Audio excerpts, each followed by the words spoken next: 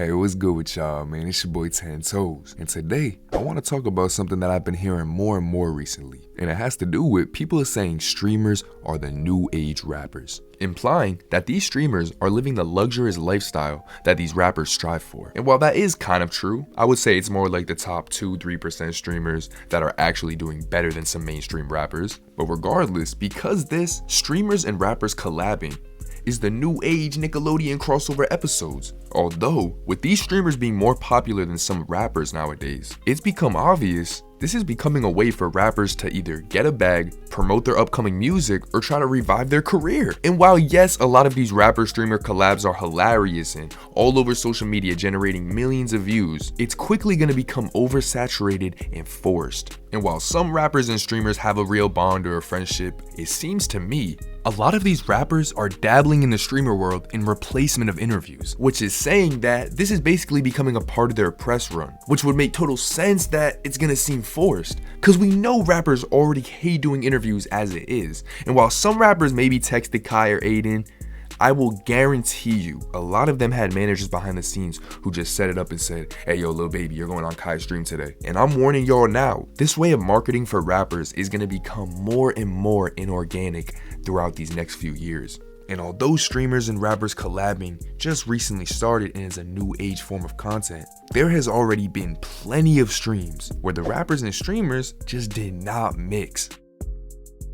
A lot of the times the vibe will be all for they don't mix because the rapper is strictly there for his own game. And the rapper and streamer collab I want to talk about first actually just happened recently. And we're going to talk about a rapper who went on Jack Doherty's stream. And I'm not gonna lie, I never really heard of bro until I was doing this video. I did my homework and he's been famous on YouTube for damn near a decade now. But his recent work is lame. He's been streaming in his mansion with some top tier bots. I'm talking Island Boys, OF Girls, upcoming LA influencers, and his most recent attempt, Rich the Kid. But let me tell you right now, this was an ideal example of a forced rapper and streamer collab. And when I say this was one of the most boring, confusing videos I've ever watched in my life, I genuinely wasted my time turning this shit on. Rich the Kid's already an uninteresting rapper. I'm sorry, Rich fans. Like, if you're a fan of him, that's kind of crazy. This man walked in, just toured the house with Jack, which was the most awkward tour I've ever seen in my life. Jack was asking him questions like an annoying drunk bitch at a party, on my soul.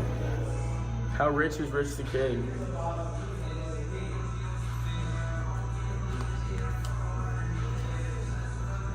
Like, I physically couldn't even make it through this whole stream. Rich had a shiesty and I couldn't even hear anything he was saying either. And looking more into Jack's streams, he barely is even the one on camera half the time. When I say this whole stream had no organization or plan, compared to somebody like Kai, who at least will have the rapper on and have a list of things they're gonna look at, go over, talk about, whatever. Jack's stream, on the other hand, was a complete joke. I can't even imagine what his target audience is. And Rich the Kid just did not want to be there. It was so obvious. Do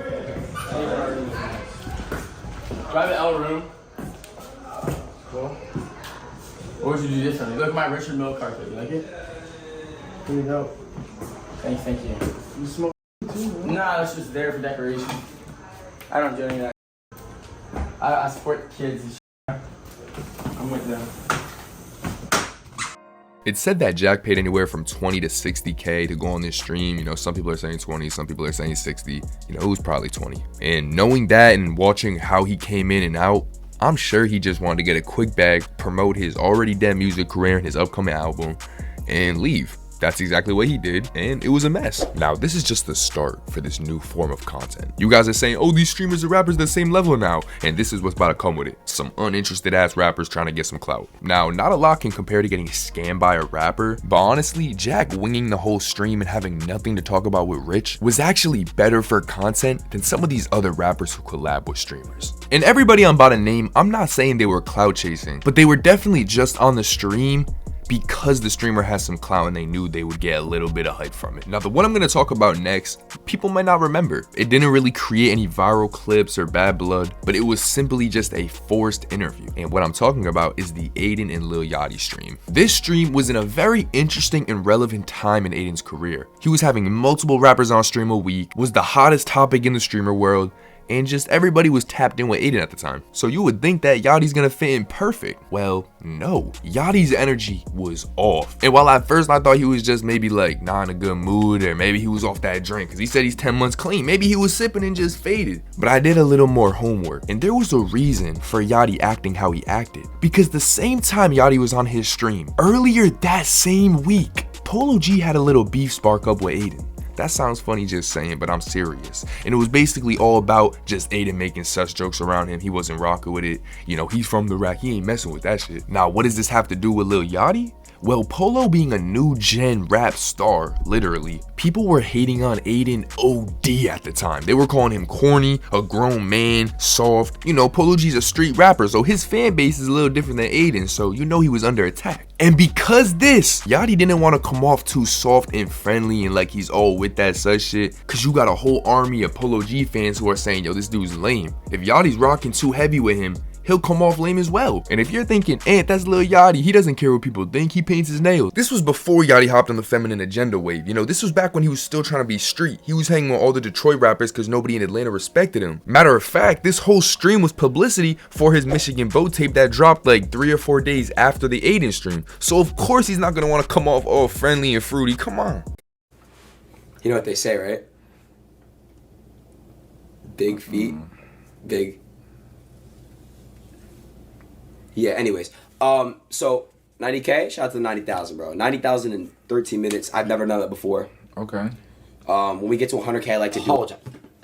What did I say? You have nice lips. Has anyone ever told you that?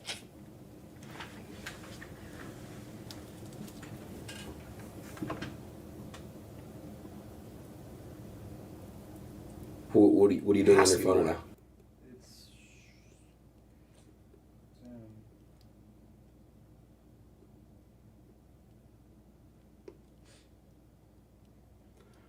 I want Delilah's chicken tenders. Delilah's are fire. Have you been to Delilah's?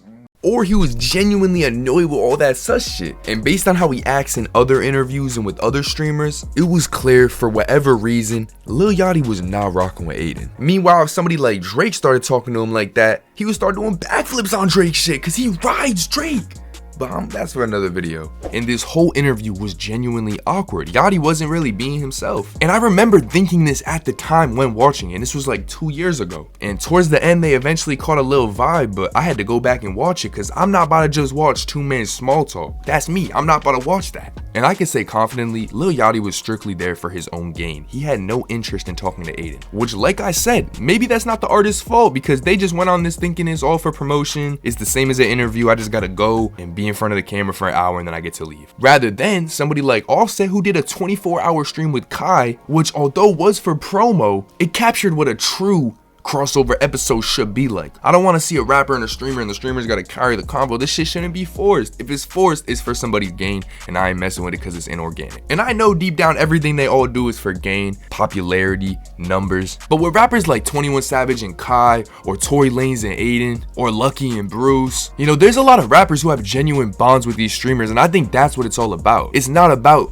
oh, he can get a little bit of clout from this. Now, don't get it fooled, just because I'm talking about Kai and how he's so organized, even Kai wasn't able to make content out of the next rapper. And he would even go on to say this was his worst guess, or should I say most boring guess. I think we all know Krishan and Blueface are the worst. I'm gonna sell this bitch and make money off your website anyway, nigga.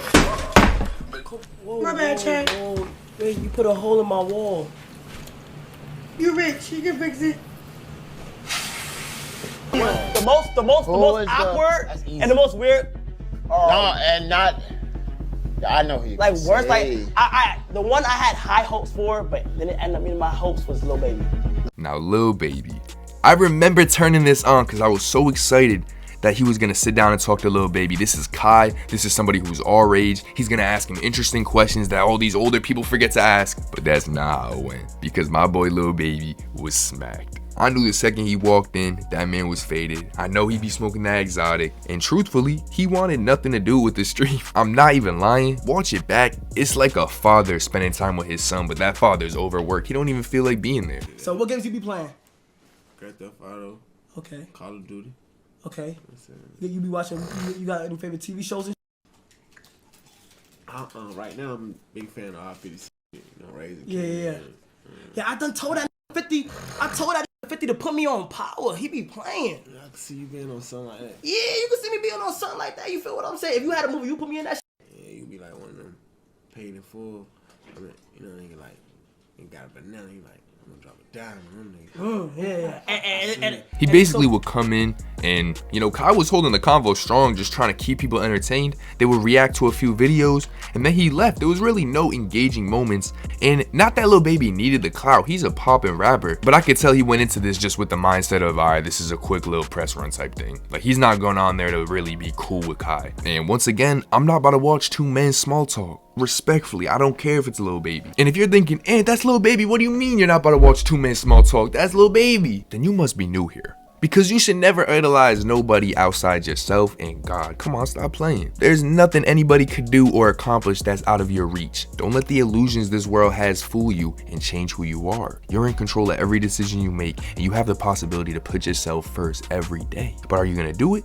Who knows? But anyways, I do have one more I want to share with you guys, and it isn't a streamer and rapper, but it is a YouTuber and rapper collab. I feel like I'm wrong if I don't mention Funny Marco and G Herbo. And Southside, but Southside was acting cool with Funny Marco until G Herbo pulled up on some group leader type shit. Like, what the fuck? Riding past, I got. Am I in the conversation or just him? Shut the fuck up, You dude. just speak it, bro. You're not even like, Listen. this our show now, bro. You feel So, me? boom. Swerve and curve.